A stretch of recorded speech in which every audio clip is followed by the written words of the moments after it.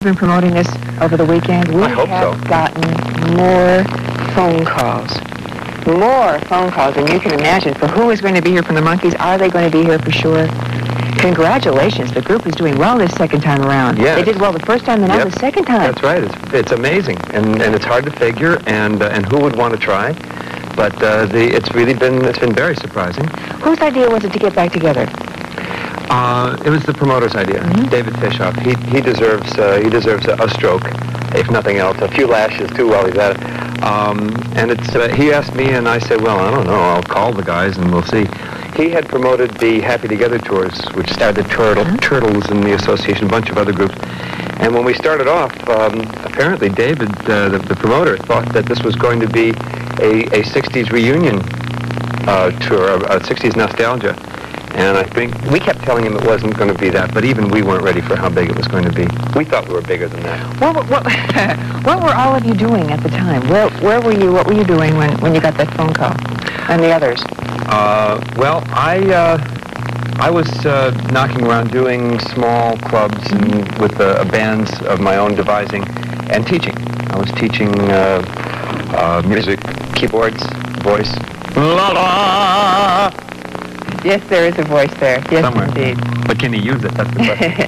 And then no one was a little bit worried about dropping what they were doing and Mickey had to decide. He had a project that he had to blow away, and it was a pretty big decision for him. David Jones has been an entertainer and a performer essentially ever since, as have I for most of the time. And Mike is not coming back. And Mike is not coming back, except perhaps peripherally. Aha. Peripherally. He did show up to, we did an encore last night we were in Los Angeles. He came and did the last two tunes with us. Can you believe it when you're out there and the feeling, the acclaim, and the warmth you're getting back from the audiences because they're rave reviews, packed houses? Rave reviews and packed houses. I don't know. Part of me is always astounded. Part of me is astounded anybody would want to get that excited about it. And part of me just goes, hey, it's me. I deserve it all. It's an interesting story, and I think most people know, but just in case they don't, how the Monkees first came to be. Share that with us in a capsule with you. Well, once upon a time, there was a little puppet maker named Geppetto who put an ad in the trade papers and said wanted 4 young men who have to come down for the interview. A little nudge, nudge, wink, wink, a little in-joke there. And one of the people who auditioned got the job. That was Mike Nesmith. I had heard about it from my friend Steve Stills, and Mickey's agent sent him in for it, and Mickey had to cut an architecture class or something to go try out and wasn't sure he wanted to do it. Davy Jones apparently had already been signed. He was essentially under contract to Columbia Pictures, so he was pretty much a dead cert. The others, in varying degrees. Nesmith answered the ad. And how many people tried out originally? About 400 guys, we think. Did you know right away you got it? I don't know whether I knew right away that I got it, but I can tell you that right away, I wasn't nervous. Well, that's a good sign. Yeah, it's a good sign. And the first time they brought the 4 of you together, you look great. Yeah. There you are. The first time they brought there we go. Okay, we'll both talk over there. First time they brought the 4 of you together, were they looking for a chemistry to see if it worked? Did you feel the chemistry was there? No, the first time we met it was... Hi. Yeah, I bet. And have we got a minute? We've got about 90 seconds. Go ahead. The first thing we ever did together, we all gathered in Mike's brand new Riviera, which was then the hot car, and drove out to the desert to do a commercial. It was the first thing we'd ever done together. None of us knew each other really, hardly at all. I mean, we'd sort of met on the outside. I knew Mike from the Hootenannies, that's the Troubadour. It's an old sound, Hootenannies. How long since you've heard that word, folks? Yes. Anyway, so there we are, driving in the car. Nobody's saying anything to anybody. Like, nice day. That kind of thing. Hungry? Pull in to this little diner. Nobody says a word. Waitress serves salads to only 2 of us for reasons I don't remember. And now, the way I eat my salad is the fork goes into the bowl, and whatever comes out on the fork goes in the mouth. And Mickey was apparently even worse because David Jones looked at the 2 of us and said, "You pigs." And anybody would think you've been raised in a barn the way you guys is eating. Whoa, holy. So I ate only the small pieces, you know. And David Jones's salad came, and the waitress put it in front of him, and he looked up to her to say thank you, and he carefully cut the salad into 1-inch strips, turned the bowl 90 degrees, cut the strips into 1-inch squares, took blue cheese dressing and poured it all over the salad, and Mickey and I are looking at it like this, what's going on? David Jones carefully tosses it so that each and every little square of lettuce is completely drenched in blue cheese dressing. Then he takes his hand and reaches in and grabs a fistful of it and smashes it in his face. So that was my introduction to David Jones. There you were. We have to pause briefly here. We're going to come back, talk some more, take some calls, because I want to tell you, all those people who've been calling want to get a chance to talk with you if they can. 578-1000. We'll be right back with Peter Tork. That's right. Bring us up to date on your personal lives a little. Who's married? Who has children? Etc. Well, we're all married, but I am breaking off a marriage, and I have a girlfriend of long-standing whom I love a lot, and it's a real relationship. Ah, that's good. Yeah. Children and, for any of you? Yes, we all have children. I have a 16-year-old daughter and a 10-year-old son, 16 and 10-year-old son. Mickey has a 17-year-old daughter who just did a thing on Starman television series, and 3 very young children.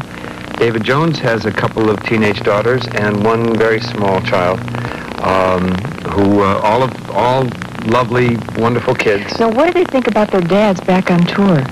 Well, it's a very interesting position for the kids, for the young adult kids, the teenage kids, because part of them looks around and going, you know, that's my dad. On the one hand, that's my dad. On the other hand, there's all this noise going on, and you know, it's kind of confusing.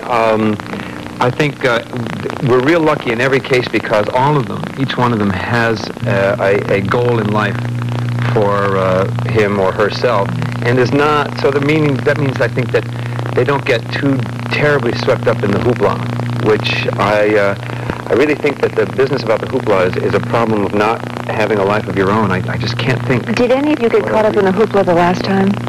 Well, certainly. I personally, to this day, think I'm a superstar. But Stephen thinks you're teasing, and you are. Well, or are you? I don't know. That is the question, isn't it? All right, let's take a few calls if we can. Let's go. Good afternoon. Your question. Hi, I was wondering how you felt when the Monkees first started coming back. How I felt when the Monkees first started coming back. Well, the first thing that anybody ever said to me was, you know, we'll make you an offer, and it was a decent offer in the sense that it was a living wage, and it was more money than what I was getting before, and now it's even more money than that. So I think I'll be able to open that theme park that I've always wanted to open. Okay, no, not really. All right, good afternoon. Your question. Hi, I'm Stephanie Lane, and I've been to your concert, Blossom Illustrate. What I want to know is, how do you feel about being accused of not being able to play your instruments? Oh, that's a good question, but yes. it doesn't make quite so much difference anymore. When we first started off, that was a great big deal, and now, praises be, it doesn't matter so much anymore. And I think that it's a dead issue. I do play some instruments. I'm not nearly the guitar player that our guitar player is. I'm not nearly the keyboard player our keyboard player is. None of us is the actual instrumentalist. See, that's the thing about it. You're talking about instrumentalism, and I'm a fair instrumentalist, not much, but that's not what you're paying for me to do. You're going to go see the show, you're going to see me do all this stuff, and that's what you're paying me to do, and who cares whether I can play my own instruments? I'm one of the best that you'll ever meet. That's what they pay me the big bucks for. And your question, hi. Hi, Peter. I just want to ask you if you were proud of the effect that, or at least partial effect that you had on the young people that were growing up during the time, like when you were on TV, when you were really having that influence on TV over people. Well, actually, I'm real grateful that I'm a part of an operation whose name is nice. I think that our point, the point about being the Monkees, is that we're kind of independent, but we're not feisty, and we don't get under anybody's skin particularly, except annoying people.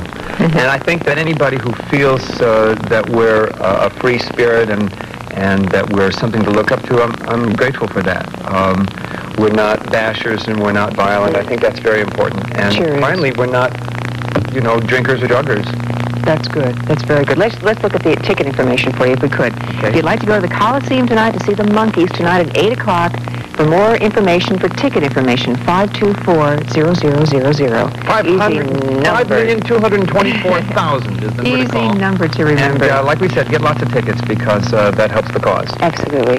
Thanks for being here. It's been my pleasure. Really, and we should say again, Mickey will be there tonight. Mickey, just because he's not here. Yeah, Mickey is saving up his energies, and he will be rocking and rolling tonight with the best of them. It's a funny thing about him. He can be dead on his feet and still hits the stage, and it all just turns around. Exactly. And then he comes off the stage and collapses. But he'll be good tonight, folks, because he just never anything less. Thank you. It's been a real pleasure. Pleasure to meet you as well. Mine as part of a successful summer